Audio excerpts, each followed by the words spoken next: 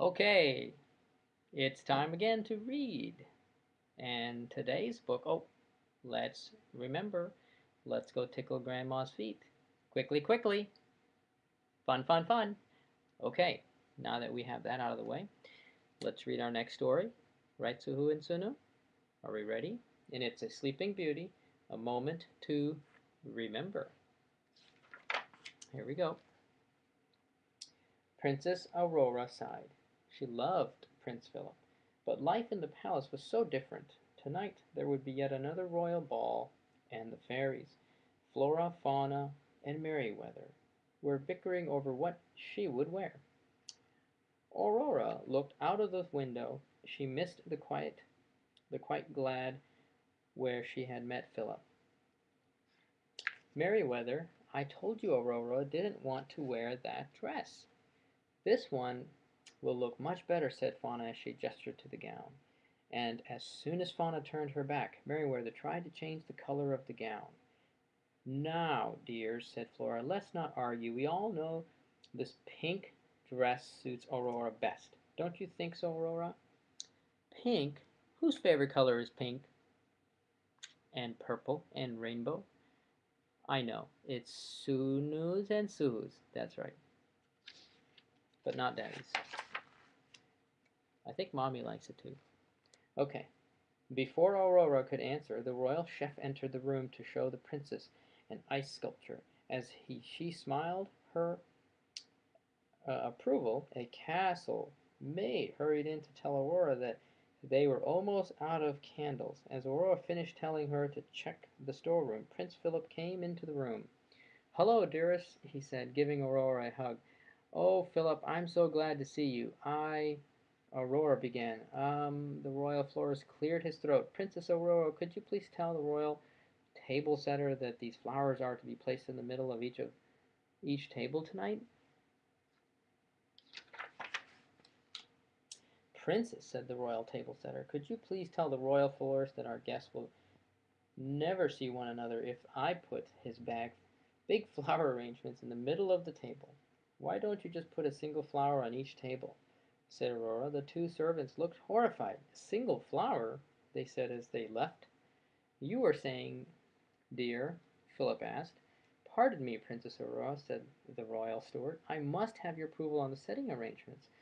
I will look at them, Princess Aurora began. As soon as we return, Princess Philip finished. Where are we going, Philip?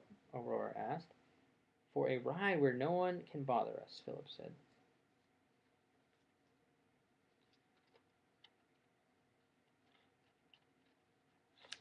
A little trouble there. Whoa. After changing into their riding clothes, Aurora and Philip went to the royal stable. The royal groom led out Myriad, Aurora's horse, and Samson, Philip's horse. Oh, Philip, this was such a good idea, said Aurora. I'm sorry, dearest, I had forgotten that the royal equestrian guard must come with us, Philip said. Aurora tried to hide her disappointment. Then she leaned over and whispered to Samson. Whinnying, Samson charged away from the palace with Philip. Myriad dashed after them, leaving the royal equestrian guard far behind. See them? Running on their horses. Whoa, whoa, Samson, Philip shouted as Samson raced ahead. It's all right, Philip, or recall. Samson knows where he's going. They galloped into the forest where Samson found a path through the trees. Then he left the path and stopped suddenly. Splash! Philip sailed over Samson's head and landed into a stream. No carrots for you, boy, Prince Philip scolded his horse. He looked around and noticed some familiar-looking forest animals. Then he saw Aurora sliding out of the saddle. She smiled down at him. Do you remember this place, Philip? Aurora asked. You see birdies. You see a squirrel. Philip sloshed out of the stream and sat down on the rock. He took off his cape and pulled off his boots to dump the water out of them. Aurora took off her shoes and cape.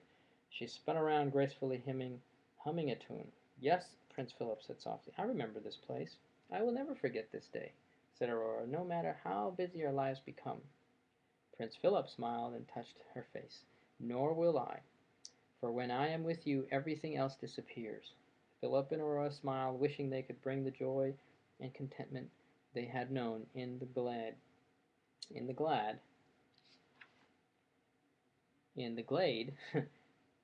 back to the palace. Sorry, Daddy couldn't read there for a second. Their their peaceful moment ended abruptly as the royal equestrians thundered into the glade. "I'm sorry, Prince Philip," said the head guardsman. "We followed as quickly as we could. I hope you have not come into any harm." "No harm done," said Philip as he put on his boots, hat, and cape. "We can take one more minute, dear," whispered Philip. "I can send them back ahead of us." Apologetically, he picked up a fallen flower and handed it to Aurora. Aurora took the flower and smiled. "No, Philip," he said, "there is so much to do to prepare for tonight. We should go back." Aurora put on her shoes and the cape and climbed into Mariette's saddle. She had a wonderful idea. If she worked quickly, she could surprise Philip that night. Philip touched Aurora's hand and said, "You go ahead, dear. I'll send half of the guard with you. I'll be back soon." Aurora nodded and smiled.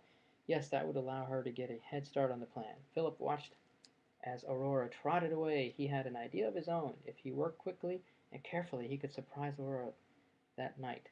"Not a word of this to the princess," he said to the other animal friends as he gathered some flowers. "Look at the rabbits, birdies, and a squirrel." Aurora did not see Prince Philip for the rest of the afternoon. She was too busy working on his surprise.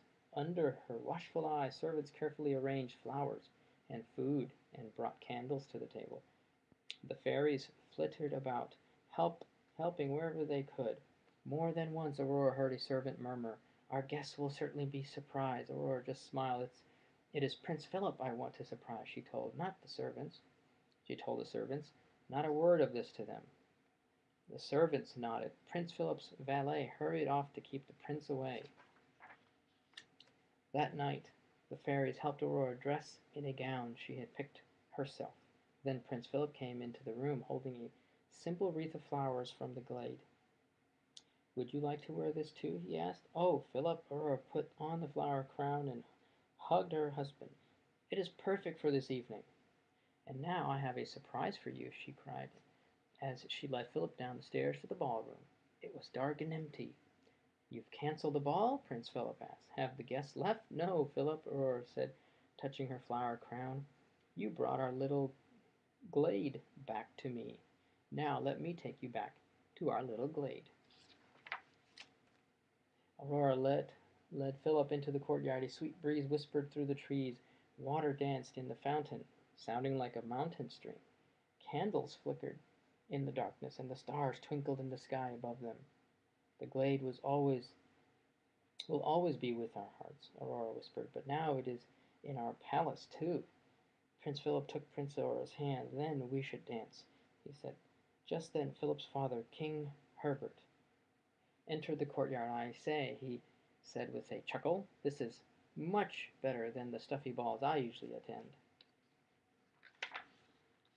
While their animal friends watched, Princess Aurora and Prince Philip happily danced the night away in their new glade. The end. Well, you know what that means. It's time for bed.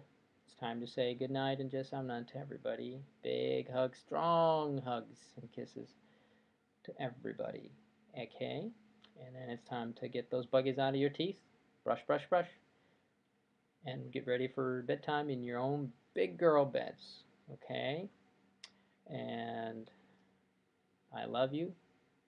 Just love you.